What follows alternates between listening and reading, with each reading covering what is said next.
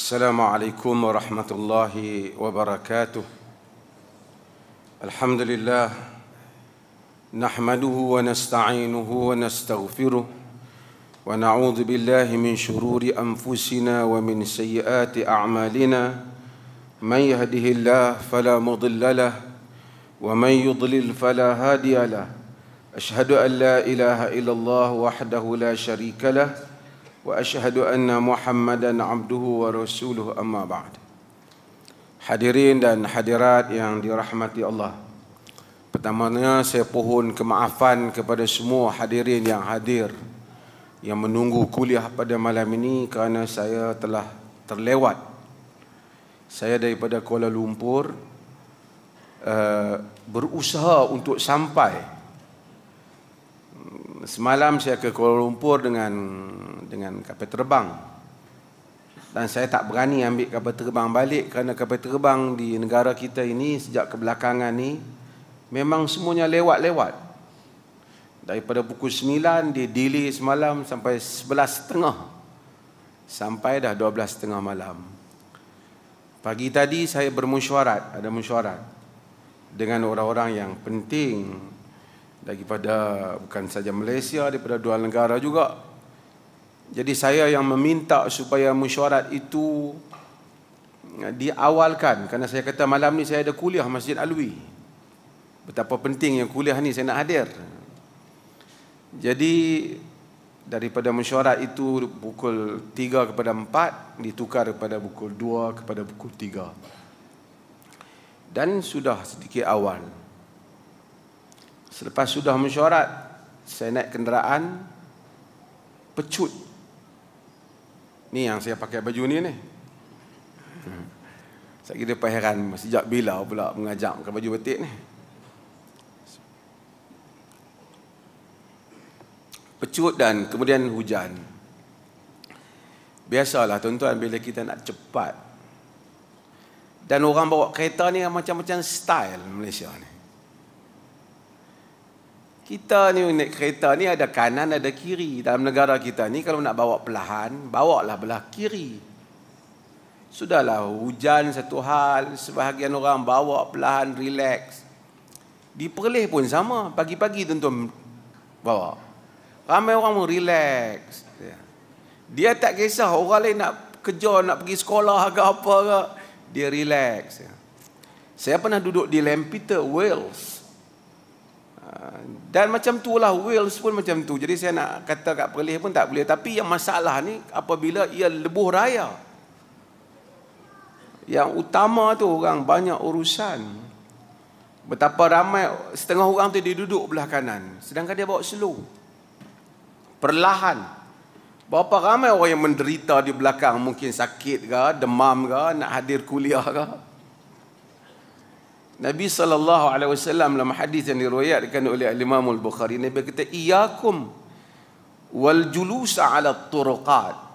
Kamu jangan duduk di jalan-jalan raya, di jalan-jalan, Nabi kata. Sahabat kata, "Ya Rasulullah, malana min bud." Wahai Rasulullah, kami tak boleh, nak kena duduk juga tepi jalan. Itu bukan jalan raya macam zaman kita, zaman dulu. Jalan orang lalu kuda. Wa innama majalisuna natahaddatsu fiha. Innama hiya majalisuna natahaddatsu fiha. Kami majlis, kami duduk bersembang-sembang tepi jalan. Sahabat kata kepada Nabi. Nabi kata, "In abaitum illa al-majalis fa'tu at-tariqa haqqaha." Jika kamu nak duduk juga tepi jalan tu, Nabi kata berikan pada jalan itu haknya. Sahabat tanya, "Wa ma haqqat tariq? Wa ma haqquha ya Rasulullah?" Apa hak jalan? Nabi kata, pertama, ghaddul basar. Tundukkan pandangan. Jangan duk mengintai orang. Ai, bawa apa tu? Ai, lawa nampak? Tambah kaki-kaki mengorat, tak boleh lah. Wa kafful adha, dan kemudian jangan bagi orang lain sakit. Balin sakit ke, cakap yang menyakitkan ke, dalam konteks moden ni lambat menyakitkan hati orang. Sajalah saya sebut sikit kan. Waraddus salam, dan jawab salam. Wal amru bil ma'ruf wan nahyi 'anil munkar, suruh yang ma'ruf dan larang daripada yang munkar. Ya, lambatlah hujan lagi pun. Kemudian dekat nak sampai situ, ada hamba Allah pergi langgar pula belakang kereta. Tak apalah. Kejadian dalam kehidupan. Mungkin sebahagian orang bawa kenderaan, sebahagiannya mungkin dia baca benda penting. Tapi kalau di sebahagian orang dia terlanggar orang kerana dia baca benda yang tak penting, lagilah tak wajar kan. Baca kat handphone dia, langgar orang.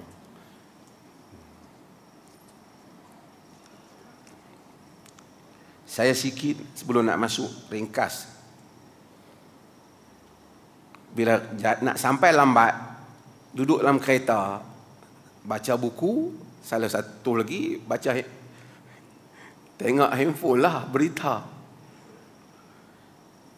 Saya nak sebut pertama kepada wartawan, kemudian kepada pembaca berita, kemudian kepada netizen. Sebahagian berita ni rubbish, buang masa orang. Masalah duduk lalu juga kot handphone kita. Cerita rumah tangga orang bercerai lah, apalah, merepek betul. Pertama, untuk wartawan, semua yang dia tulis itu adalah kerja yang bodoh dan sia-sia. Dia membodohkan diri, membodohkan rakyat juga, membodohkan pembaca. Urusan rumah tangga orang, apa yang awak nak sibuk? Tidak memberi manfaat kepada awak di dunia dan di akhirat. Di dunia pun tak ada apa-apa faedah, akhirat lagi hanya menambahkan dosa saja. Nabi kata, min husnil islami mar'i tarkuhu ma la ya'ni. Tanda baik Islam satu orang, dia tinggalkan benda yang tak ada kaitan dengan dia. Apa kaitan awak? Orang nak bercerai ke? Dia nak merajuk ke? Berapa ramai tiap-tiap hari orang bercerai dan merajuk? Apa yang awak sibuk dengan hal itu nak dijadikan berita?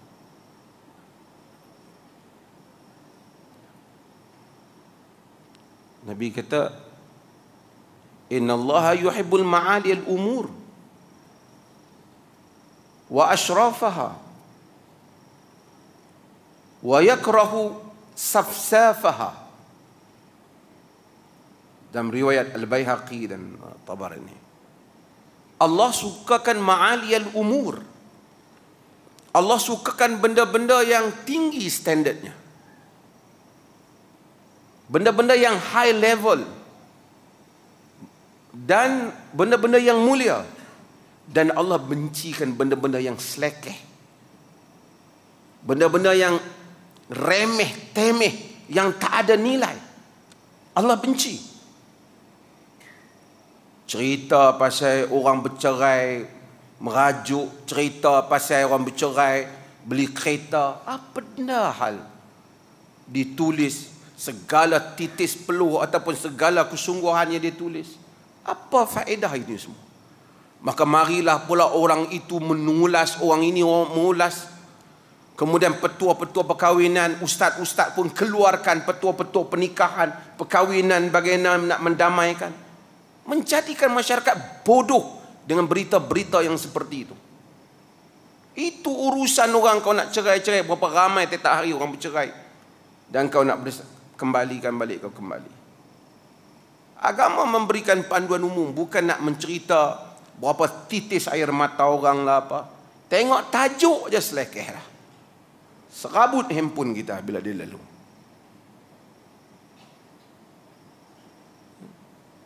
Dan saya tengok ada status orang-orang agama juga mula mengulas. Ini pun satu lagi, mengulas hal-hal yang selekeh seperti itu. Ini sangat saya nak sebut. Tapi saya nak sebut hadis tadi. Untuk kita menjadi orang yang besar, untuk menjadi orang yang tinggi standardnya, kita campuri, kita berurusan dengan perkara-perkara yang tinggi nilainya dalam hidup ini. Orang-orang yang suka mencampuri hal-hal yang selekeh, maka dia pun selekeh. Sebab itu apabila kita berbicara dengan orang-orang yang besar, kehidupannya besar, cerita-ceritanya cerita besar. Apa yang dia lihat dalam kerangka yang besar. Tapi kalau satu orang itu kita lihat bersembang dengan kita, dia bersembang benda-benda yang selekeh, kita jangan duduk di dalam majlisnya. Dia akan menjadikan kita sepertinya bercakap benda-benda yang lekeh, tak ada standard. Allah suka ma'aliyal umur, perkara-perkara yang ada kualiti, ada standard. Cakap dalam hal-hal yang besar. Palestin kena bom, rakyat Muslim mati, orang-orang itu dibunuh, dunia bercampur. Dia bercerita tentang kisah talak satu orang artis. Mudah-mudahan tidak membabitkan kita yang belajar agama ni. Dan mesti sentiasa memberikan respon kita yang keras supaya masyarakat tidak bodoh dalam hal-hal yang seperti ini. Selagi pemberita kita, fokus netizen kita, pembaca kita banyak dalam hal-hal yang seperti itu, kita akan dapati lambat untuk masyarakat kita untuk matang dan maju ke hadapan dalam pemikiran mereka. Kembali kepada hadis kita ni. Kita baca ringkaslah malam ni. Saya cakap pada pihak masjid, saya nak buat juga kuliah malam ni. Kalau tidak sia-sia saya ubah mesyuarat. Driver pecut. Jadi orang-orang yang kena horn kerana nak suruh ke tepi. Jadi whatever, buat juga kuliah. Dan alhamdulillah tuan-tuan masih menunggu untuk kuliah pada malam ni. Ma yuqra'u fil witr, apa yang dibaca pada salat witir. An Ubay bin Ka'b radhiyallahu an qala kana Rasulullah sallallahu alaihi wasallam yutiru bisabbih isma rabbikal a'la wa qul ya ayyuhal kafirun wa qul huwallahu ahad. Rawahu Ahmad wa Abu Dawud wa Nasa'i. Wa zada, yani zada fi riwayati Abi Dawud, wala yusallimu illa fi akhirihin. Yani tidak okey, saya terjemah dulu. Daripada Ubay bin Ka'b radhiyallahu anhu, katanya adalah Rasulullah sallallahu alaihi wasallam itu berwitir dengan sabbihisma rabbikal a'la dan qul huwallahu dan qul ya ayyuhal kafirun dan qul huwallahu ahad. Diriwayatkan oleh Ahmad, diriwayatkan oleh Abu Dawud dan diriwayatkan oleh An-Nasa'i. Dan dia menyatakan bahawasanya ada tambahan di dalam riwayat An-Nasa'i, tapi dalam sebenarnya bukan riwayat Nasa'i saja, dalam riwayat Ahmad, bukan Abu Dawud. Dalam riwayat Nasa'i ada tambahan juga, dalam riwayat Ahmad juga sebenarnya ada tambahan. Wala yusallimu illa fi akhirihin. Baginda Nabi SAW tidak memberi salam melainkan pada akhir solat. Kalau tuan-tuan faham daripada tambahan itu, artinya baginda sembahyang 3 rakaat berturut-turut. Sedangkan hari itu kita kata yang ada dalam riwayat ialah 2, 1 dan juga boleh 3 terus. Dan kebanyakannya 2, 1. Tapi bagaimana untuk menghuraikan riwayat ini? Yang pertama, hadis ini ialah hadis yang diriwayatkan oleh Ubay bin Ka'b. Ubay bin Ka'b ialah sahabat Nabi SAW. Ubay bin Ka'b bin Qais bin Abdullah bin Najjar Al-Ansari Al-Khazraji. Ubay ini adalah orang Khazraj daripada suku Ansar. Dikenali gelaran dia Abul Munzir. Sahabat ni ada ramai, kebanyakan mereka ada Abu, ini kunyah Orang Melayu kurang ada, tak panggil. Tambah zaman moden, macam saya sebutlah. Saya ada anak nama Talhah. Kalau sebahagian orang Arab, dia memang panggil saya Aba Talhah. Pasal dia kira anak. Dia tak semestinya anak sulung, mana-mana saja anak. Sebagai orang tak ada anak pun, dia ambil je apa-apa nama supaya dia diabukan. Dan ini berlaku perbincangan di kalangan para ulama. Adakah ia termasuk di dalam sunnah ataupun dia termasuk di dalam adat Arab Jibiliyah, yang mana Arab demikian cara pengenalan. Yang penting ialah seseorang memanggil orang lain dengan panggilan yang baik. Itu saja. Dan kalau kaum itu dia tak terbiasa dengan abu-abu itu, maka tidak semestinya dia nak berabu-abu. Tapi kalau dia nak panggil, dia nak mengabukan dirinya, ada contoh di dalam hadis. Ubay bin Ka'ab dikenali dengan Sayyidul Qura, maksudnya pengulu para qari, sebab ahli Quran. Ubay bin Ka'ab.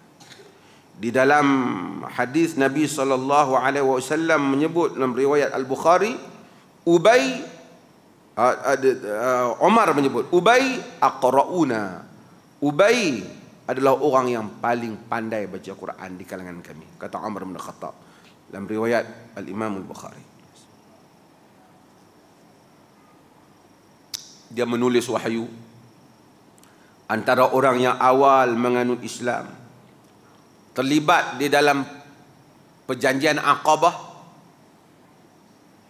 sebelum Nabi berhijrah ke Madinah, terlibat di dalam peperangan Badar dan peperangan selepas daripada itu. Ini adalah Ubay bin Ka'ab.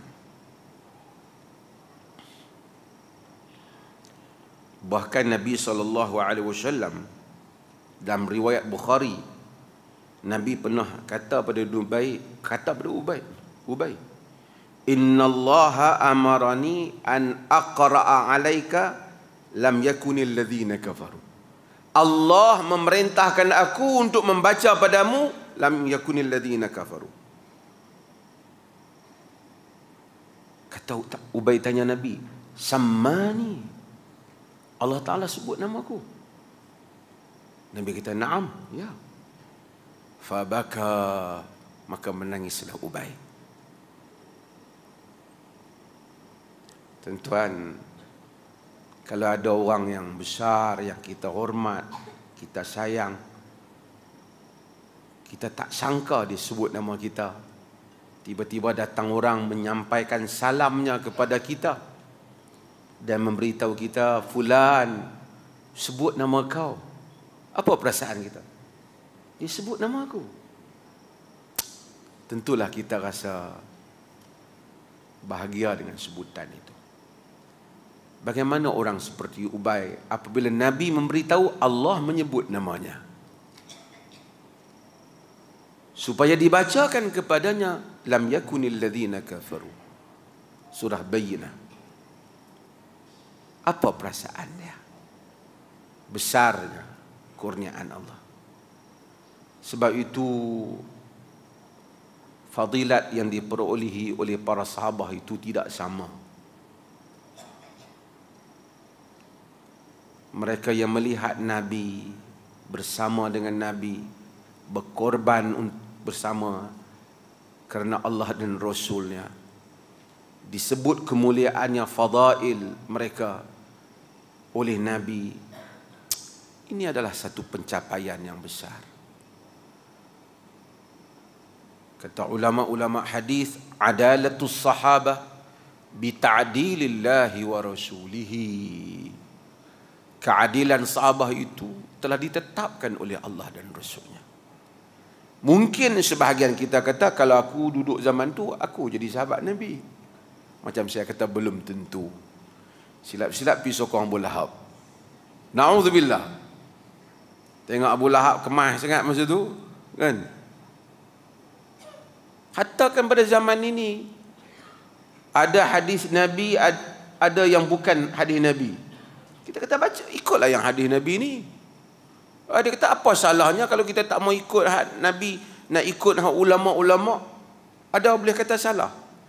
Bayangkan sesimpel itu setelah mengaku Muslim. Ada zikir Nabi, ada zikir rekaan. Hu-hu ke, ha-ha ke, hi-hi ke. Kita kata kenapa tak pakai Nabi? Apa salahnya kita nak amalkan yang ini? Dalam benda yang basic seperti itu. Pada zaman ini, dalam keadaan sebahagian tu merayakan Maulidin Nabi. Bila orang tak rayakan Maulid, dia salahkan orang. Kita bukan menolak untuk mengagungkan Nabi SAW, tapi bagaimana nak dirayakan? Apa maksud merayakan itu untuk kita faham? Kita ingat dengan habis-habisan mengangkat spanduk dan seumpamanya, maka semua yang Nabi lakukan apabila dinamakan ataupun disebut, mereka akan akur. Tiba-tiba mereka pula kata, bukan nak semesti ikut Nabi je. Wali-wali kami ramai. Dan ini adalah satu keganjilan. Yastannuna bi ghairi sunnati, Nabi kata. Bersunnah bukan daripada sunnahku. Wa yahtaduna bi ghairil hadi, dan berpetunjuk bukan dengan petunjukku. Nabi kata akan datang satu zaman, yang hadis ni selalu kita baca, diriwayatkan oleh Imam Al-Bukhari. Fahal ba'da dzalika syarri min khair, adakah selepas keburukan itu datang kebaikan? Huzaifah tanya Nabi SAW. Nabi kata na'am, walakin fihi dakhan. Sebagian dakhal, walakin fihi dakhan, tapi ada kekeliruan. Wa ma dakhanuhu ya Rasulullah, apa kekeliruan itu? Qaum yastannuna bi ghairi sunnati, kaum bersunnah bukan sunnahku, berpetunjuk bukan petunjukku. Akan berlaku, Nabi kata. Nampak macam very good.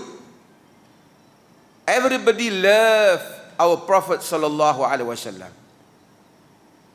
Everybody declares that they want to follow the guidance or the light of the Prophet. Semua kata nak ikut Nabi sallallahu alaihi wasallam. Tapi bila betul-betul perinci, Nabi dah tak ada dah. Semua daripada pakaian, serban, warna serban, cara letak, semua follow Syekh. Dan sebahagiannya daripada ungkapan-ungkapan burdah dan qasidah yang memuji Nabi, bertukar memuji guru Syekh. Talbis Iblis. Iblis telah memberikan izharul batil fi suratil haq, kata Imam Ibnul Jauzi, menzahirkan yang batil dalam wajah yang benar. Ramai orang pun terpengaruh. Dan dalam hadis, dalam riwayat, saya sedikit nak sebut tentang Ubay ini kerana faqihnya ataupun alimnya Ubay dengan Quran. Nabi SAW tanya, ya Abul Munzir, wahai Abul Munzir, atadri ayyu ayatin min kitabillahi ma'aka a'zam, kau tahukah apa ayat dalam kitab Allah yang bersama engkau yang paling besar, yang paling besar? Ini dalam riwayat Imam Muslim. Apa jawab Ubay? Pertama dia kata Allah wa rasuluhu a'lam. Sebagian riwayat terus dia menjawab. Kemudian bila Nabi SAW tanya dia kata, Ubay jawab, Allahu la ilaha illa huwal hayyul qayyum. Ayat apa tu? Surah apa tu? Ayat apa tu? Ayatul Kursi. Allah yang tidak ada ilah melainkannya, Al-Hayy Al-Qayyum, yang maha hidup dan yang maha belum. Kata dalam riwayat, kata Ubay dalam riwayat itu, fadaraba fi sadri, Nabi tepuk dada Ubay. Nabi kata, wallahi yahnikallahu yahnikal ilm ya Aba Munzir. Demi Allah, Allah mudahkan ilmu untuk kau. Jadi ayat yang hebat. Ayat apa? Ayatul Kursi. Tapi oleh kerana kita selalu baca dan tidak mendalami maksudnya, maka kita terlepas daripada maksud Ayatul Kursi. Nak minta Syekh Ahmad Banajat nanti masa kuliah subuh dia tentang Quran, tolong tafsir Ayatul Kursi supaya didapat manfaat oleh ramai yang mendengar. Dalam hadis ni disebutkan bahawasanya Nabi baca apa dalam solat witir? Sabbihis. Yang kedua,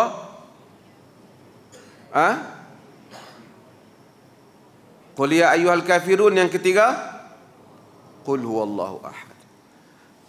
Ada riwayat Al-Imam An-Nasa'i dan riwayat juga di dalam Musnad Ahmad. Dia kata wala yusallimu illa fi akhirihin. Baginda sallallahu alaihi wasallam tak memberi salam melainkan pada akhir. Kalau dipaham riwayat tu seolah-olah Nabi semayang tu 3 rakaat terus. Yang ni tambahan. Tambahan ni apa? Rawi-rawi yang lain yang meriwayatkan hadis tak ada tambahan tu. Tapi dalam riwayat Nasa'i ada tambahan tu, perkataan tu yang kata bagi salam pada rakaat yang akhir. Ini untuk difahami oleh pelajar ni. Ziyadah yang seperti ini, tambahan yang seperti ini dalam hadis, ia boleh jadi kadang-kala ia menjadi mungkar. Mungkar ni bukan mungkar man ra'a minkum mungkaran. Maksud dia mungkar, maksud dia berbeza dengan rawi yang lebih siqah apabila dia ditambah oleh rawi yang lemah. Rawi ni tak berapa kuat, dia tambah dia jadi lemah. Ataupun sebahagian membedakan dengan menyebut perkataan tambahan yang syaz. Sebahagian ahli hadis tak membezakan antara syaz dengan mungkar. Kalau sekiranya rawi itu adalah rawi yang dipercayai tetapi dia menambah apa yang tak ada pada rawi-rawi lain yang dipercayai juga, tak ada orang lain dipercayai juga, lebih kuat daripada dia, tak menambah, dia tambah.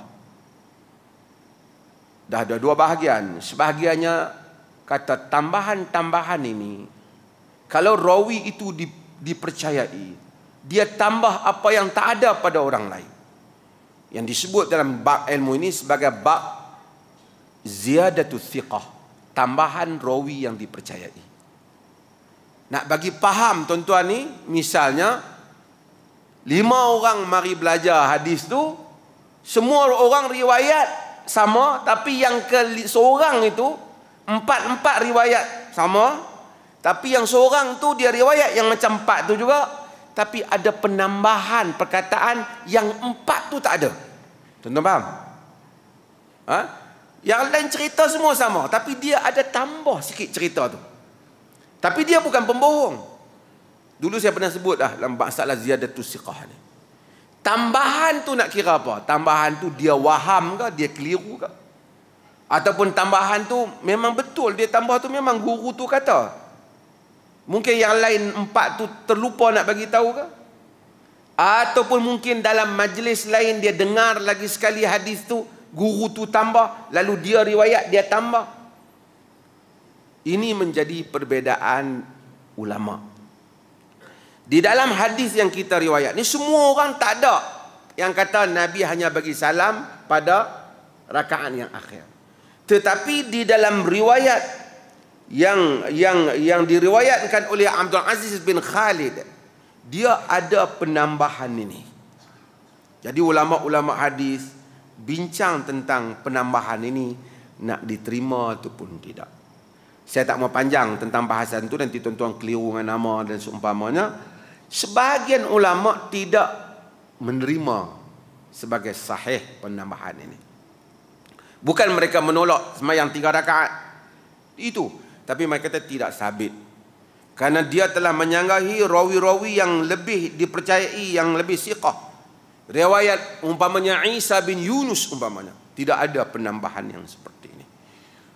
Yang datang juga melalui riwayat Sa'id bin Abdul Rahman, yang karena dalam riwayat Abdul Aziz bin Khalid kepada Sa'id bin Abdul Rahman dia tambah. Sedangkan ada orang lain riwayat juga dari Sa'id bin Abdul Rahman tak tambah pun. Jadi mereka kata mungkin kekeliruan ini tafarrud, bersendiriannya Abdul Aziz bin Khalid ni, dia yang mai riwayat ni, dan dia tidak sampai kepada status yang kuat bila dia tambah tu untuk diterima riwayatnya. Okey, tak apa, tak ada masalah. Untuk tuan-tuan tahu daripada riwayat. Apapun salatul lail, pada majoriti ulama masna, semayang malam dua-dua, itu lebih afdal. Kemudian idza khashiya ahadukum subh, jika seorang kamu takut masuk subuh, dia sembahyang dengan 1 rakaat, jadi 2-1. Kalau dia buat 3 terus boleh tak? Juga boleh, seperti mana yang kita sebut, yang dengan riwayat-riwayat yang ada, termasuk riwayat yang ini. Okey. Wali Abi Dawud wa Tirmidzi, tengok lagi tak tuan-tuan? Di sisi Abu Dawud dan Tirmidzi, an Aisyah, daripada Aisyah, fihi kullu suratin fi raka'ah. Daripada Aisyah ada riwayat yang mana dia menyebut bagi setiap surah itu ada rakaatnya. Yakni dalam riwayat Aisyah tu dia sebut pada Sabbihis pada rakaat yang pertama, Qul ya pada rakaat yang kedua, Qul huwallah pada rakaat yang ke-3. Tadi riwayat Ubay dia sebut 3 surah tu, tapi dia tak sebut rakaat-rakaat mana. Dalam riwayat Aisyah dia sebut. Wa fil akhirah dia sebut yang rakaat yang akhir ialah Qul huwallah, dan dia sebut wa ma'udzatain, dan membaca 2 ma'udzatain, iaitu Qul a'udzu birabbil falaq dan Qul a'udzu birabbin nas. Jadi dalam riwayat Aisyah lain sikit pada riwayat Ubay bin Ka'ab. Riwayat Aisyah ni ada menyatakan pada rakaat yang ketiga Qul huwallah, satu lagi Qul a'udzu birabbil falaq, satu lagi Qul a'udzu birabbin nas. Ini adalah riwayat yang datang dalam hal ni. Okey. Sebahagian para ulama mereka semua setuju tentang Sabbihisma rabbikal a'la yang pertama, yang kedua Qul ya ayyuhal kafirun, yang ketiga Qul huwallahu ahad. Cuma yang tambah Qul a'udzu birabbil falaq dengan Qul a'udzu birabbin nas. Sebahagian besar para ulama hadis mereka mendhaifkan tambahan Qul a'udzu birabbil falaq dengan Qul a'udzu birabbin nas. Mereka kata ini tidak sahih. Tapi ia bukan hadis yang palsu, ia hanya dhaif, kerana dhaif ini pun hanya membabitkan soal hafalan rawi. Yani hafalan rawi dianggap sebagai tidak, yakni Abdul Rahman Al-Jazari, dalam riwayat tu ada Abdul Rahman Al-Jazari, dikatakan hafalannya tidak begitu kuat. Jadi dhaifnya itu ringan. Apabila dhaifnya itu ringan, macam yang mereka sebut boleh beramal dengan hadis dhaif ni, dhaif yang seperti ini, dhaif yang ringan. Okey. Semua kerana dhaif yang ringan ni apabila dia berada pada asas yang memang disepakati, selepas baca Fatihah baca surah, semua tak bantah. Boleh. Bukan boleh, sunnah. Okey. Surah apa yang nak baca? Baca surah mana-mana pun diterima. Betul tak? Kalau saya pilih surah A, surah B, diterima. Tapi kalau saya pilih surah yang ada di dalam hadis yang dhaif, walaupun saya tak tegaskan, kita tidak tegaskan Kita pilih surah yang ada dalam hadis dhaif, kita tak tegaskan ini definitely confirm daripada Nabi. Kita tak tegaskan. Tapi at least pemilihan kita tu kemungkinan daripada Nabi ada. Sebab rawi tu bukan dia pendusta. Dia hanya ada sedikit masalah pada ingatan dan mungkin betul apa yang dia ingat dalam hal ini.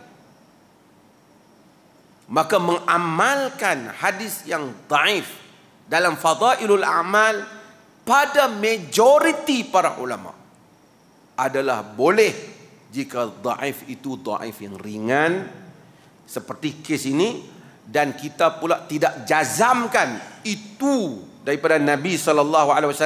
Kita kata ruwiya, diriwayatkan daripada Nabi, ada datang melalui jalan yang dhaif, dan amalan yang nak diamalkan itu telah ada asas daripada hadis-hadis lain yang lebih kuat. Maksudnya bacaan surah selepas daripada Fatihah memang sabit dah dalam dalil. Cuma soal nak pilih surah mana saja. Antara yang kita pilih sendiri ataupun kita pilih yang ada dalam hadis yang dhaif, tentulah pilih yang ada dalam hadis dhaif itu lebih baik.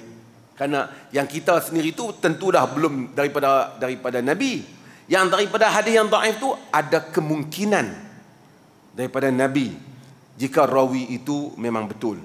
Karena rawi itu bukan dusta, dia hanya lemah pada soal teknikal. Tuan-tuan faham ni? Apa faham ni? Teruk-teruk saya pejuk ni, kena faham lah. Okey. So ini maksudnya, bukan seperti yang dipahami oleh sebagian orang semua hadis dhaif boleh diamalkan. Tidak pernah siapa yang sebut demikian. An-Nawawi rahimahullah, ia menyebutnya dalam Al-Adhkar. Cuba tengok syarat yang diberikan oleh An-Nawawi. Ibn Hajar Al-Asqalani, dia sebut hal ni. Cuba lihat syarat-syarat yang disebut oleh Ibn Hajar. Bukan dia kata hadis dhaif jangan amal, hadis dhaif. Yang ni dengan palsu-palsu sendiri dia pangkut. Itu memang dhaif ni bukan semua sama. Kan? Ada macam orang juga lemah. Ada lemah dah, nak angkat tangan pun tak larat dah. Bangkit pun tak boleh dah. Ada lemah juga. Ada seorang nampak lemah tapi berjalan boleh lagi. Kalau tolak mungkin dia terbalik, tapi kalau tak tolak jalan boleh. Lemah juga. Dia pakai borong semua lemah sama. Semua tak sama. Sebab tu ilmu itu bukan saja soal mengetahui istilah, tapi keupayaan membedakan makna istilah. Keupayaan al-jam' wal farq, membezakan, menghimpunkan dan membedakan. Dalam hal-hal yang seperti ini. Okey. Daripada hadis ni maka kita dapati bahawasanya boleh jika satu imam ke kita ke bila semayang pada rakaat yang ketiga baca qul huwallah, lagi baca apa? Qul a'udzu birabbil falaq, dan baca qul a'udzu birabbin nas. Di dalam riwayat An-Nasa'i Imam Ahmad ada lagi penambahan yang lain,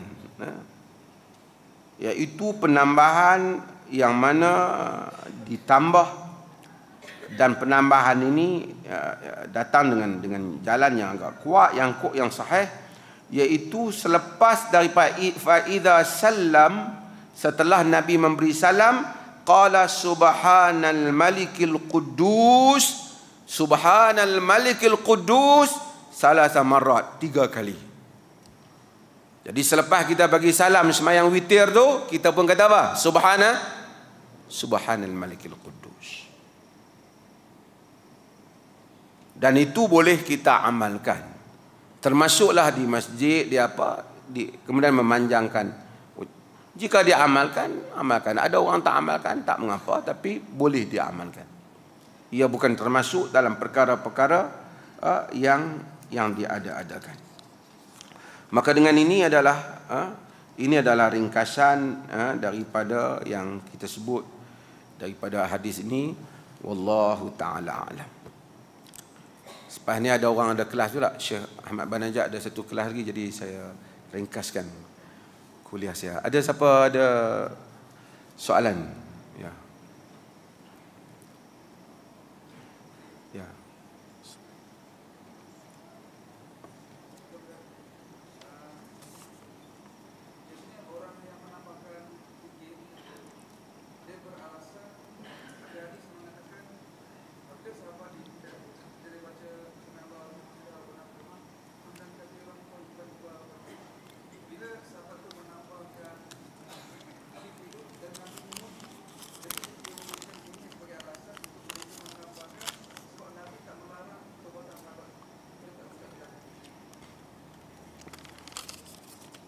Pertama, kita hendaklah tahu bahawasanya hal-hal yang berlaku pada zaman Nabi SAW, kadang-kadang kita nampak macam sahabat mengucapkan sesuatu. Kita tak, macam mana kita nak kata bahawasanya yang sahabat ucapkan itu tambahan daripada dia, ataupun mungkin dia telah dengar daripada Nabi sebelum daripada itu, ataupun memang dia membacanya dan Nabi mendengarnya. Apa yang dikatakan sunnah itu adalah qaulan wa fi'lan wa taqrira. Perkataan Nabi, perbuatan Nabi dan takrir Nabi. Takrir yakni Nabi mengakui sesuatu yang dibuat oleh sahabat. Pengakuan Nabi itu asalnya iqrar. Sama ada Nabi itu kata ya, itu telah jadi qaulan, ataupun Nabi itu ibtasama, Nabi itu senyum, ataupun Nabi itu diam, ataupun Nabi itu menyaksikan, diam tu dia tak kata apa-apa. Paling famous riwayat Khalid makan dhab itulah di hadapan Nabi, kan? Nabi tak kata apa bila Nabi tak mau makan. Tapi Khalid makan, Nabi tak kata. Walaisa bi ardi qaumi, dia tak ada di tempatku, kata Nabi. Ajiduni a'afu, aku dapati aku apa tak lalu, tak selera. Jadi itu iqrar. Kalau sahabat buat satu benda, Nabi iqrar, macam azan, hadiah azan, Nabi iqrar, Nabi kata benar, jadi sunnah atau tak? Sunnah. Tapi kalau saya buat, siapa nak iqrar saya punya? Sehingga saya nak kata saya punya sunnah. Okey. Itu dulu. Kalau dia boleh tambah, dia bagi contoh tu tambah di dalam Sami Allahu liman hamdah hamdan tayyiban mubarakan tu ditambah. Nak tanya dia, jadi kalau semua orang tambah bacaan masa rokok, tambah bacaan masa apa? Sujud, semua tambahan-tambahan ni jadi sunnah. Ustaz tu tambah sikit, ustaz ni tambah sikit, ustaz ni tambah sikit, terbuka untuk ditambah. Adakah terbuka untuk tambah? Ada mana-mana di kalangan ulama mereka sendiri kata terbuka, sesiapa yang berminat boleh tambah, asalkan maknanya baik. Maka dia menjadi sebahagian daripada sunat bacaan di dalam solat. Tidak disebut oleh sesiapa perkara seperti itu. Tapi mereka mencontohkan hal itu. Kalau mereka mencontohkan itu, sepatutnya mereka menyatakan sesiapa saja yang nak menambah dalam solat boleh, asalkan baik. Buktinya ada sahabat tambah, boleh. Tidak dikatakan. Cumanya seseorang boleh untuk berdoa kepada Allah dengan doanya sendiri yang dia pilih daripada perkataan dia. Dia boleh doa, tidak terhad semestinya doa itu seperti yang ada dalam hadis. Mungkin dia ada hajat yang lain, ataupun dia ada pujian yang lain yang dia ingin memuji Allah. Apa-apa pujian yang dia rasa ketika dia memuji Allah dengan pujian yang berkenaan, terasa dekat dia dengan Allah. Dia boleh. Satu orang misalnya tiap-tiap malam dia mengulangi kalimat-kalimat yang keluar daripada diri dia, yang dia rasa dia memuji Allah dengan itu, merendahkan dirinya di hadapan Allah. Boleh ataupun tak? Boleh. Karena doa tidak terbatas dengan perkara tertentu. Tapi zikir yang menjadi sunnah telah disenaraikan oleh Nabi. Tapi kalau satu orang tu nak memuji Allah, ya Allah yang maha pemurah, yang maha melakukan kebaikan untuk kehidupanku, dia tahu dalam bahasa Melayu, dia puji, boleh pun tak? Dia mengulangi itu, boleh tak? Boleh. Apa yang mendekatkan dirinya dengan Allah Subhanahu Wa Taala, boleh. Tidak dia anggap bid'ah, melainkan dia pergi bagi tahu kat kawan dia, cara nak puji Allah hak betul ni hak aku buat malam tadi. Itu tak boleh. Itu untuk diri dia, ya. Dan kemungkinan satu orang tu dia telah memuji Allah dengan satu kalimah. lalu dia mendapati dengan kata-kata yang dia puji Allah itu, lalu Allah memustajabkan doanya. Dia tak boleh nak kata bahawasanya hanya kerana kalimat itulah telah mustajab doanya. Kemungkinan kerana kalimat itu, tapi kemungkinan juga ketika dia berdoa itu jiwanya begitu luluh dan pasrah kepada Allah. Allah suka kepada keadaan dia ketika itu, lalu mustajab doanya. Setiap hamba Allah, kalau banyak, setiap kita masa kita sujud, entah berapa banyak perkataan yang kita ulang-ulangi, yang kita rasa itulah cakap ucapan kita kepada Allah, yang dekat kita rasa bila kita memanggil Allah, bila kita mengadu kepada Allah, kita guna bahasa kita sendiri. Boleh atau tak?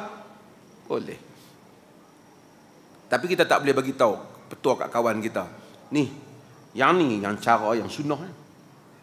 Yang sunnah mestilah yang didatangkan oleh Nabi sallallahu alaihi wasallam.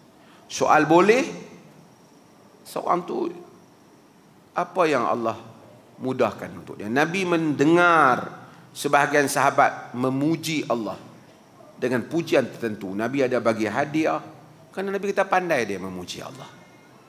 Pandai dia memuji Allah.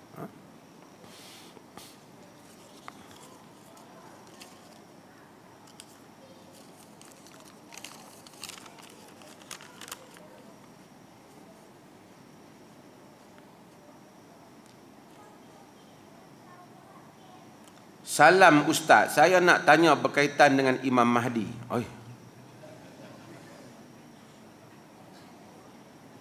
Saya tak pasti soalan ini dah ada orang tanya ataupun tidak. Dengan kemunculannya Imam Mahdi, suatu hari nanti adakah beliau akan ikut mana-mana mazhab 4?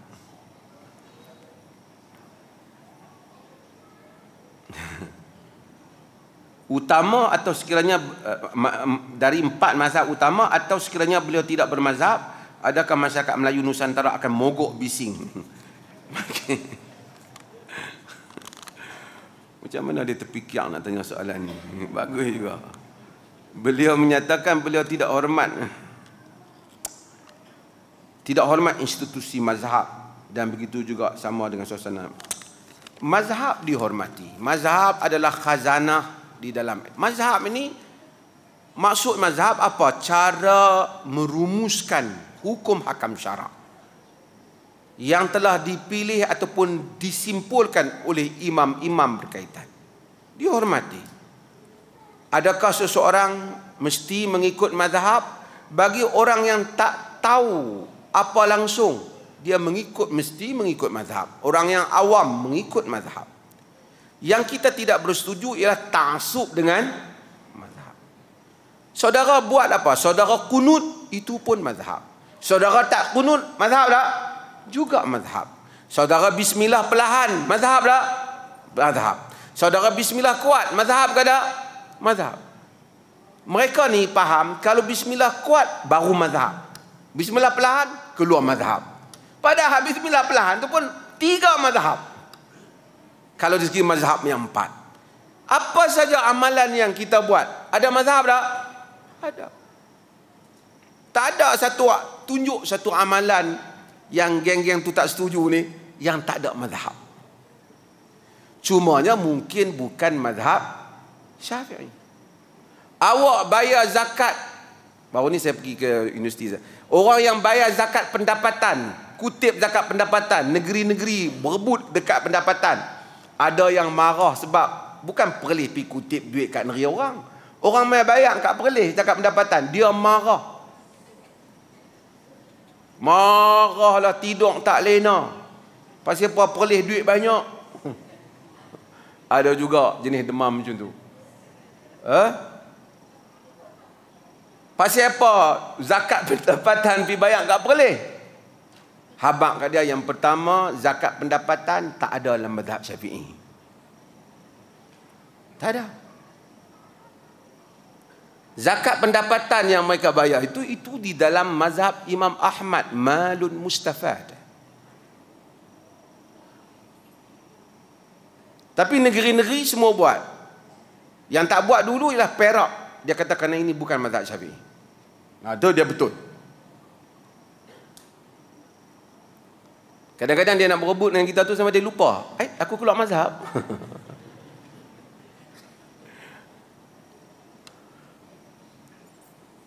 Hak kuat mazhab tu kan. Bila dia pergi dalam majlis, dia berdiri menyanyi lagu negaraku, ada muzik. Mazhab Syafi'i mengharamkan muzik.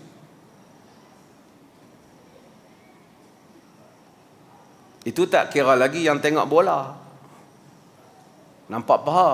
Mazhab Syafi'i mengharamkan. Macam mana dia mazhab Syafi'i? Ahli kelab MU. Kan pelik tu.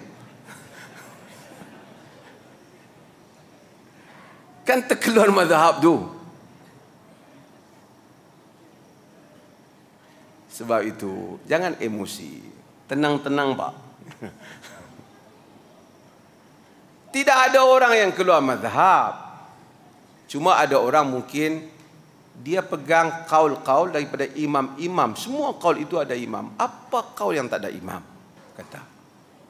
Semua kaul ada imam. Okey. Dan Allah kata fas'alu ahla dzikr in kuntum la ta'lamun. Tanyalah ahli zikir, ahli ilm jika kamu ahli ilmu, jika kamu tak tahu. Semua yang kita buat berdasarkan ijtihad, pengujahan, rumusan, istinbat ahli ilm. Clear. Hak tu soalan hak bagian ujung. Kalau ada orang kata saya sunnah, saya tak hormat mazhab, dia salah. Semua mazhab itu telah berhujah dengan kitab dan sunnah. Semua. Cumanya of course tentulah ada kaul macam baru ni.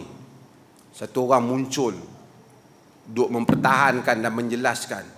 Dalam mazhab Syafi'i, bapa zina boleh berkahwin dengan anak zinanya. Jadi dia kata kalau satu orang lelaki berzina dengan seorang perempuan, kemudian telah tinggalkan perempuan itu, kemudian anaknya membesar, cantik anak itu, dia berjumpa balik dengan anak zinanya, dia boleh tak berkahwin dengan anaknya? Dia kata boleh berkahwin dengan anak zinanya mengikut mazhab Syafi'i kita.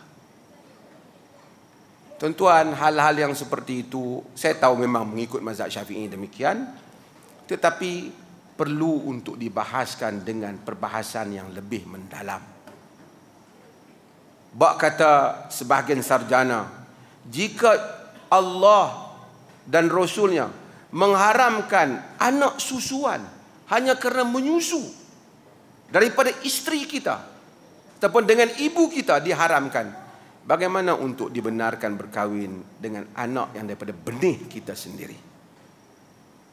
Memang dalam mazhab Syafi'i betul, tapi bayangkan kalau hal ini manusia berzina ramai, kemudian berkembang hal itu juga, macam kes-kes yang kahwin tak tahu sampai anak sendiri dan seumpamanya. Bagaimana kalau non-Muslim dengar hal-hal yang seperti ini? Bukan menghina mazhab Syafi'i. Mazhab Syafi'i besar, hebat. Tapi bukan semua kaul itu ditelan tanpa kita memberikan pandangan yang berbeza. Berapa ramai yang di kalangan mazhab Syafi'i hari ini yang bersetuju bapa adalah wali mujbir yang boleh memaksa anak perempuannya kahwin, walaupun tanpa memberitahu anak perempuannya, dia boleh kahwinkan anak perempuannya dengan sesiapa saja yang dia mahu. Saya rasa tidak ramai yang bersetuju lagi.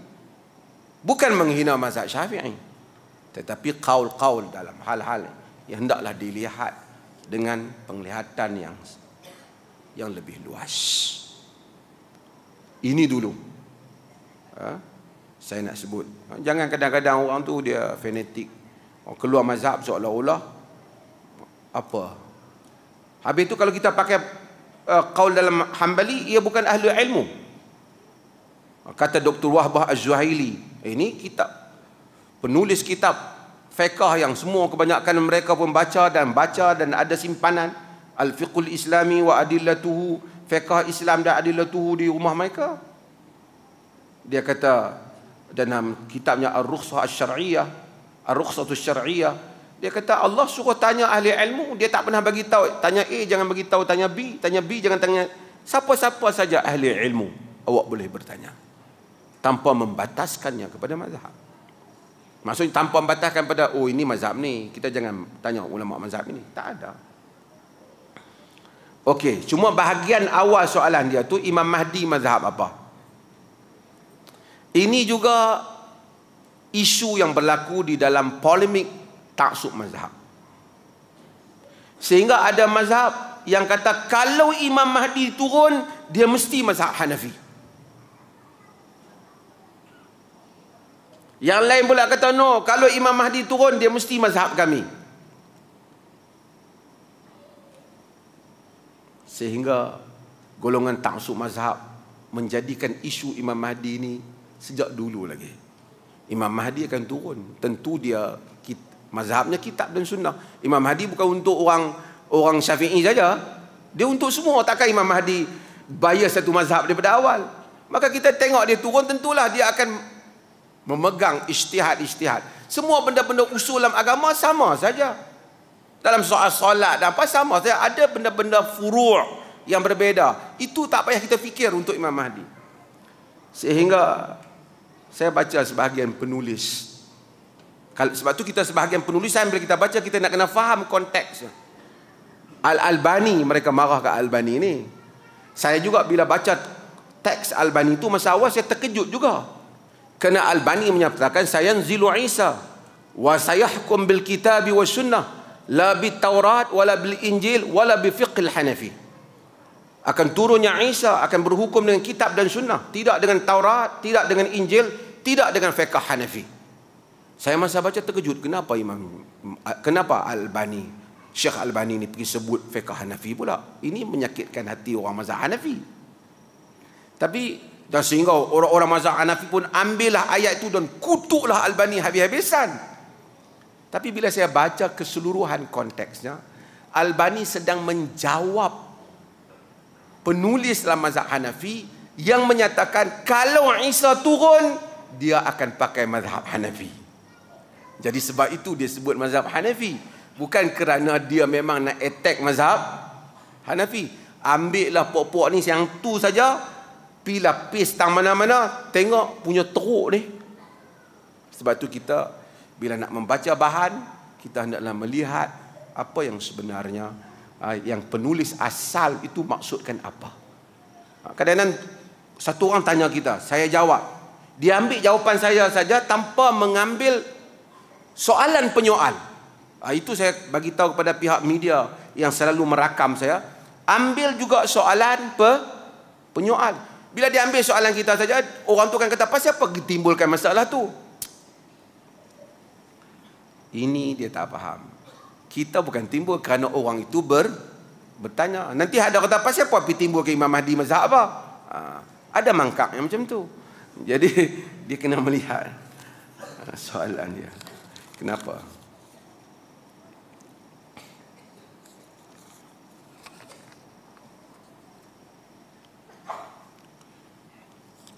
Semasa tawaf di tingkat atas, bau kiri boleh menjadi tidak tetap ke Kaabah melainkan apabila berjalan sengit sikit. Apakah benar perjalanan tersebut tidak sah? Tuan-tuan, sebahagian orang gulu lah masalah ni, melampau. Halakah mutanatti'un. Binasalah orang yang berlebih-lebihan. Dikendaki kita adalah tawaf. Ketika kita tawaf, Kaabah berada di sebelah kiri kita. Itu saja. Of course bila berjalan ada orang tertolak kita ke apa, tapi sentiasa Kaabah di belah kiri kita.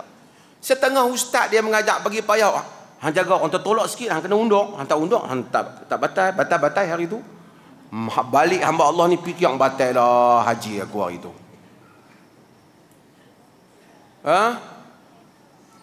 Ada orang dia macam tu. Dia suka bagi fiqh yang payah.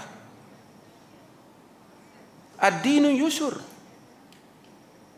Walan yusaddad dina ahadun illa ghalabahu. Agama tu mudah, siapa tak pemayah-mayahkan melainkan ia akan tewas. Agama tidak begitu. Tak ada Nabi jagi tahu, tergerak bau, undur balik. Kau cakap 3-4 orang ada tak apalah. Kalau dah padat macam tu, masa musim haji kau nak undur apa? Ini semua tuan-tuan menyebabkan orang yang baru belajar agama berasa berpayah dia untuk beramal agama. Kalau kita tengok dalam hadis Nabi salat umpamanya bin dukung Umamah binti Abi As, nah ada keluasan. Walaupun ada qaul dalam kitab-kitab mazhab sebahagian mazhab begitu ketat, tapi ambillah keluasan sehingga orang tak bergerak dia. Tebuan naik atas kepala dia, gigit pun duduk senyap je. Binatang gigit dia naik satu, dua, kena berhenti. Tiga, berhenti. Tak boleh 3 kali berturut-turut ni. Dia pun tak faham. Dia ingat semayang Robocop ke apa. Agama ada keluasan. Dia bukan, la yukallifullahu nafsan illa wus'aha. Ad-dinu yusur. Yuridullahu bikumul yusr wala yuridu bikumul usr. Allah nak dengan kamu mudah, dia tak nak daripada kamu payah. Allah. Apa lagi ni? Soalan ini ada lagi.